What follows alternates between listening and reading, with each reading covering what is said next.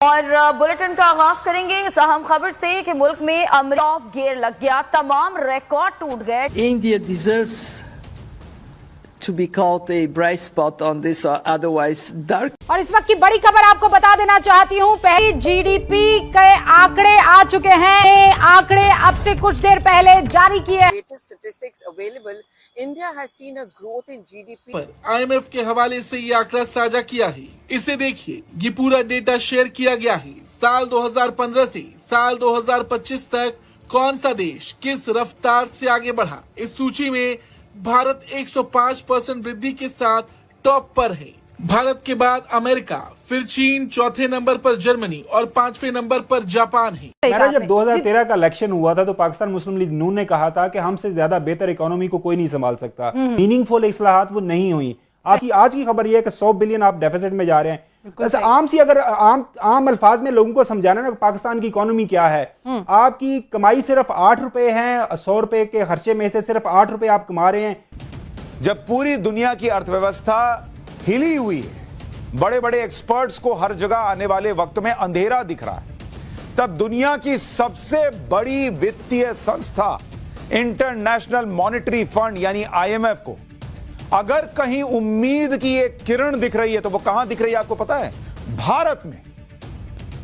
आपको सुनकर आश्चर्य होगा क्योंकि IMF इंटरनेशनल मॉनेटरी फंड कह रहा है कि दुनिया में कहीं उम्मीद की किरण दिखती है तो भारत में दिखती है।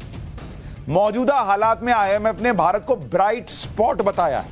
इन्फ्लेशन, तो जिस मुल्क के अंदर स्टैग्नेशन हो, यानी कि इकोनॉमी ग्रो नहीं कर रही, 3 से 2 पे चली जाए, 2 से 1 पे चली जाए, 0 पे चली जाए, और उस मुल्क में इन्फ्लेशन भी 30% के करीब हो, तो उसे स्टैगफ्लेशन ही कहा जाता है। And this is the second year of low growth in Pakistan, high inflation, purchasing power लोगों की खत्म हो चुकी हुई है। और हम ये कह रहे हैं और बड़े खुश हो रहे हैं कि हम जनाब 2025 में जो है ना 3% पे ग्रो करेंगे। और भाई आपके मुकाबले में एक मुल्क है जिसका नाम भारत है, वो तकरीबन 8% पे ग्रो कर रहा है, 8% पे ग्रो कर रहा है। और ये आपके सामने IMF, world bank, every global financial institution is talking this. लेकिन आप पर उस तरह का संकट नहीं है जैसे दुनिया में बाकी देशों में लोग झेल रहे हैं। इसकी वजह क्या है आपको पता है? क्योंकि आपको मोदी का हीरो बचा रहा है। और वो हीरो कौन है आज मैं आपको उससे मिलवाना चाहता हूं। ये ई का मतलब होता है इकोनॉमी।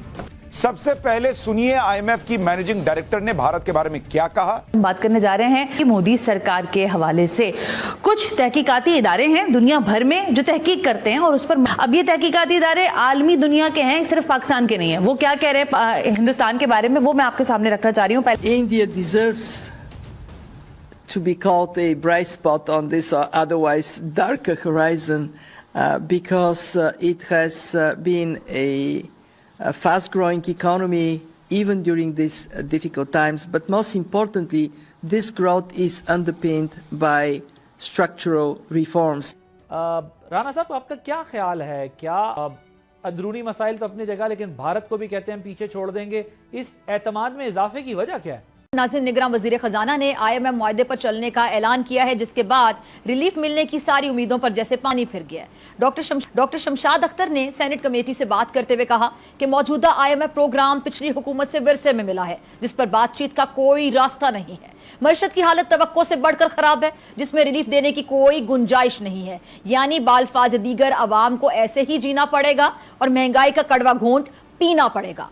अच्छा, मुल्क में महंगाई का तूफान है, अवाम को 2 वक्त की रोटी का हसूल भी मुमकिन नहीं है, और नौबत यहां तक आ गई कि लोग खुदकुशियां कर रहे हैं।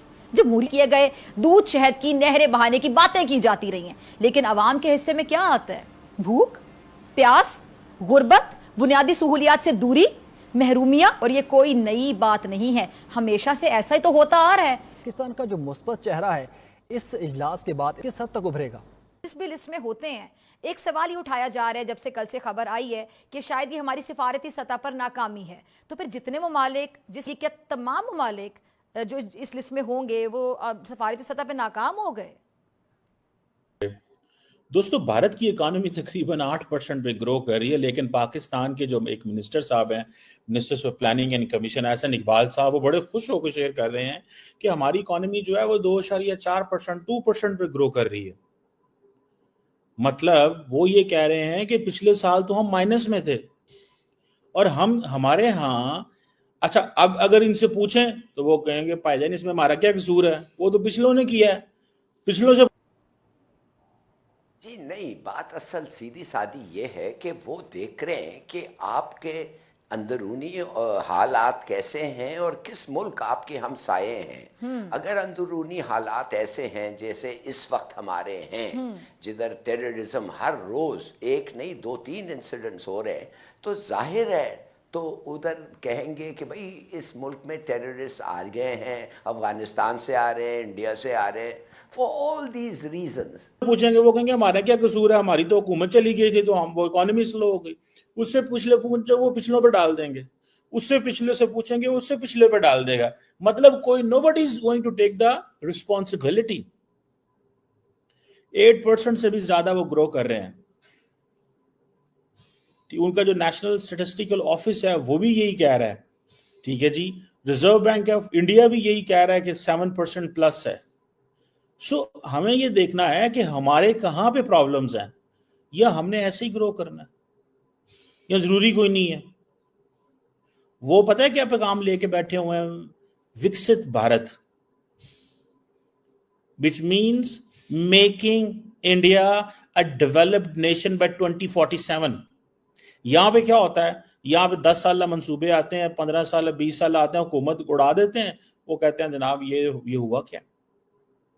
So if India is a developed, तो वो कहते हैं कि मैं कल आप देखें जो इंडिया की जो स्टॉक मार्केट के हवाले से आप देखें, दुनिया में एक चीज याद रखें कि जब भी व्हेनेवर इलेक्शंस हो रहे हों, अभी हाल ही में वाई बरतानिया couldn't hold its position as a 5th largest economy. Why? Because of the political uncertainty. Look, in India, there is so much political stability.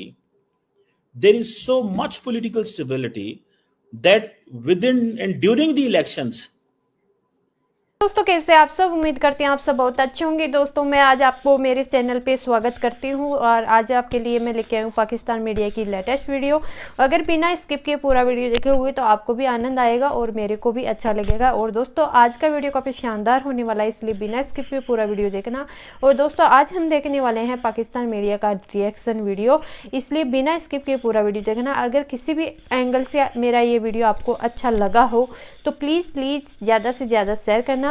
और दोस्तों उम्मीद करती हूँ आप लोगों को मेरा ये वीडियो पसंद आया होगा। पसंद आया तो ज़्यादा से ज़्यादा शेयर करो। अगर किसी भी तरीके से मेरा ये वीडियो आप लोगों को गलत लगे या इसमें कुछ राय गलत लगे या मेरा बोलना अच्छा ना लगे तो कमेंट बॉक्स में बताना, ताकि मैं आगे की वीडियो में सुधार करूँ। तो मिलते हैं नेक्स्ट वीडियो में, तब तक